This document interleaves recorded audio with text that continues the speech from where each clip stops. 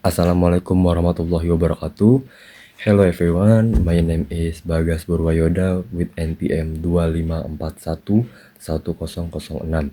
I'm from class management 25A. Today I will doing my presentation about pendapatan, kesenjangan pendapatan, dan diskriminasi. Saya akan memulai presentasi saya dimulai dari pendahuluan. Pendapatan adalah jumlah uang atau imbalan yang diterima individu atau rumah tangga dari kegiatan ekonomi seperti bekerja, investasi, atau berwirausaha.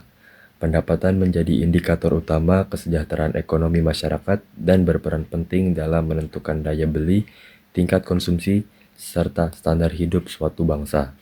Ada beberapa jenis pendapatan, yaitu yang pertama, pendapatan kerja, yaitu berasal dari gaji, upah, atau honorarium.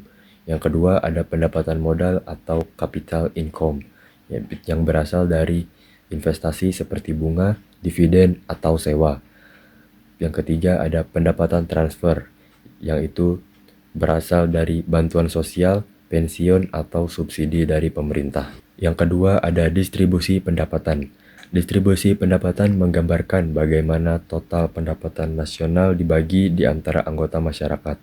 Distribusi dapat merata jika setiap individu menerima bagian yang sama atau tidak merata jika sebagian besar pendapatan terkonsentrasi pada kelompok kecil saja.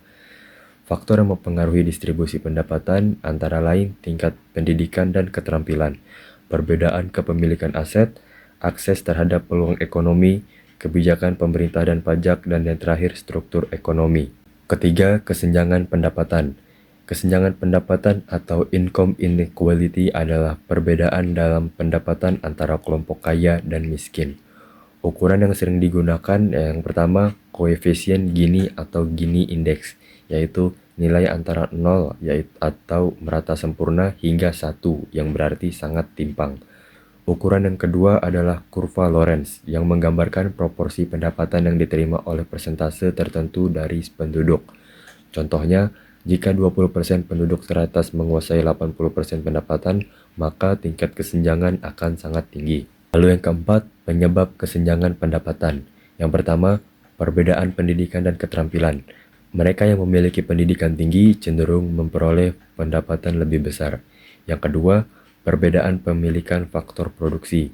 Pemilik tanah, modal, dan aset mendapatkan penghasilan dari bunga, sewa, atau laba. Yang ketiga, perbedaan kesempatan kerja. Akses terhadap lapangan kerja berkualitas tidak merata akan berdampak pada kesenjangan pendapatan. Yang keempat, globalisasi dan teknologi. Otomatisasi dan digitalisasi memperlebar kesenjangan antara pekerja terampil dan tidak terampil. Lalu yang kelima, kebijakan ekonomi yang tidak inklusif. Contohnya, pajak, subsidi, dan program sosial yang tidak efektif dapat memperburuk ketimpangan. Yang kelima, dampak kesenjangan pendapatan.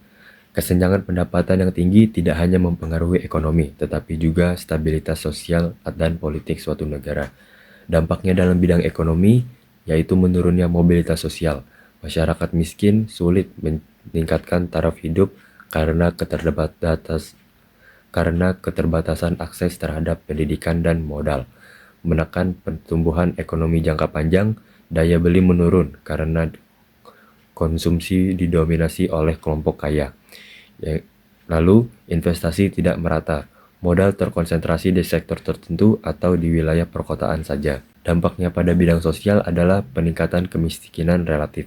Meski pendapatan nasional naik, sebagian masyarakatnya tidak ikut merasakan manfaatnya. Lalu, tingkat kriminalitas meninggi dan ketegangan sosial. Ketimpangan dapat memicu rasa ketidakadilan dan konflik antar kelompok. Lalu, penurunan kualitas hidup.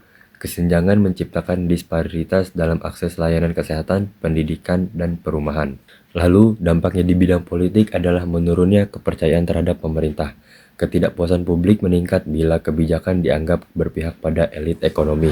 Lalu, meningkatnya populisme, yaitu masyarakat terdorong mendukung kebijakan ekstrim untuk menuntut keadilan sosial. Lalu selanjutnya, potensi ketidakstabilan politik, yaitu ketimpangan ekstrim dapat memicu demonstrasi dan gejolak sosial. Intinya, kesenjangan pendapatan yang tidak terkendali mengancam keberlanjutan pembangunan dan kohesi sosial nasional. Lalu yang keenam, diskriminasi dalam pendapatan. Diskriminasi adalah perlakuan tidak adil terhadap individu berdasarkan karakteristik tertentu, seperti jenis kelamin, ras, usia, atau latar belakang sosial. Dalam konteks pendapatan, diskriminasi menyebabkan kelompok tertentu memperoleh upah lebih rendah meskipun memiliki keterampilan yang sama. Ada beberapa bentuk diskriminasi, diantaranya yang pertama diskriminasi gender, perbedaan gaji pria antara pria dan wanita. Lalu diskriminasi ras atau etnis, yaitu kelompok minoritas sering mendapat peluang kerja yang lebih kecil. Lalu yang ketiga, diskriminasi usia. Pekerja muda atau tua dianggap kurang produktif. Contohnya, studi Bank Dunia pada tahun 2023 menunjukkan bahwa perempuan di Asia Timur masih memperoleh rata-rata 20% sampai dengan 30% lebih rendah dibandingkan laki-laki dengan kualifikasi setara. Yang ketujuh, upaya mengurangi kesenjangan dan diskriminasi. Upaya yang pertama yaitu dengan pendidikan dan pelatihan keterampilan untuk meningkatkan produktivitas tenaga kerja. Yang kedua, kebijakan upah minimum yang berfungsi untuk melindungi pekerja berpendapatan rendah. Lalu yang ketiga, reformasi pajak progresif, memungut pajak lebih besar dari kelompok berpenghasilan tinggi. Yang keempat, program jaminan sosial, seperti bantuan tunai, asuransi kesehatan, dan dana pensiun. Yang kelima, kebijakan kesetaraan gender, yaitu mendorong upah setara dan akses kerja bagi perempuan. Yang keenam, pemberdayaan ekonomi daerah tertinggal, dengan cara menciptakan lapangan kerja di wilayah masyarakat miskin. Lalu selanjutnya, studi kasus di Indonesia. Menurut Badan Pusat Statistik tahun 2023, koefisien Gini Indonesia berada di angka 0,384, menunjukkan tingkat ketimpangan yang sedang, namun masih perlu perhatian serius. Ada beberapa faktor penyebab di Indonesia. Yang pertama, disparitas wilayah. Pulau Jawa menyumbang 58% PDB nasional, sementara wilayah timur seperti Papua, Maluku, dan NTT masih tertinggal. Yang kedua, kesenjangan pendidikan. Akses pendidikan berkualitas masih terbatas di daerah pedesaan. Yang ketiga, sektor informal yang besar. Lebih dari 55 tenaga kerja Indonesia bekerja di sektor informal dengan upah rendah.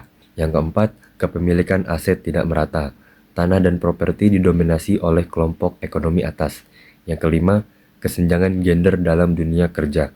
Upah rata-rata pekerja perempuan masih sekitar 85% dari pekerja laki-laki menurut BPS tahun 2023. Dampaknya, konsentrasi kekayaan 1% penduduk terkaya menguasai lebih dari 45 total kekayaan nasional. Lalu, peningkatan urbanisasi, yaitu migrasi besar-besaran ke kota memperlebar jurang antara daerah urban dan rural. Lalu dampak yang terakhir, ketimpangan sosial di pendidikan dan kesehatan. Akses ke layanan publik masih bias di wilayah dan status ekonomi. Lalu yang terakhir ada upaya yang dilakukan oleh pemerintah. Di antaranya yang pertama program Kartu Prakerja dan KIP Kuliah, memperluas kesempatan pelatihan dan pendidikan. Yang kedua, bantuan langsung tunai dan subsidi energi, yaitu menjaga daya beli masyarakat berpendapatan rendah. Yang ketiga, reformasi perpajakan dan digitalisasi pajak, yaitu memperkuat redistribusi pendapatan.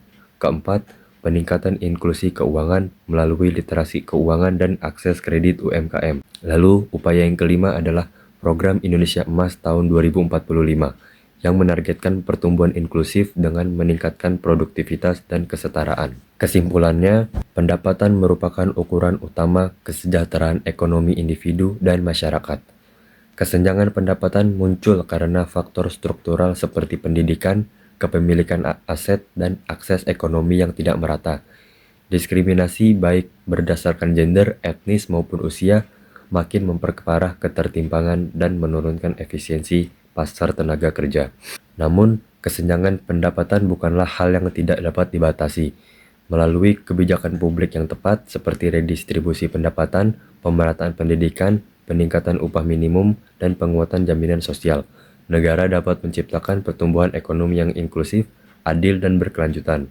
Selain itu, diperlukan juga peran aktif sektor swasta untuk menerapkan prinsip keadilan upah dan kesempatan kerja setara. Keterlibatan masyarakat sipil dan lembaga pendidikan dalam meningkatkan literasi keuangan dan kesadaran kesetaraan. Kebijakan berbasis data dan bukti agar solusi lebih mampu dapat tepat sasaran. Maybe just it all from me.